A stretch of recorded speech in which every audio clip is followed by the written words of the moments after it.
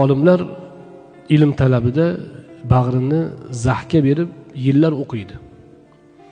Bitta mavzu ro'para bo'lsa, shu uchun kerak bo'lsa uxlamasdan bahs qiladi. Imom Muhammad, Imom Abu Hanifa rahmatullohi alayhining shogirdlari kechasi uxlamas ekan.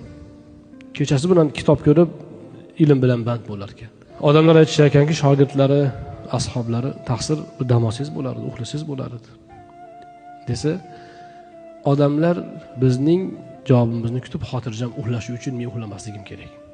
Ya'ni kishilarga dinini o'rgatsam keyin ular dinidan xotirjam bo'lib uxlaydi. Buning uchun men uxlamasligim kerak. Agar men uxlasam, ular dindan demak bebahra qolib qoladi derkanlar. Ya'ni ijtihod, ularning ijtihodlari mana shunday.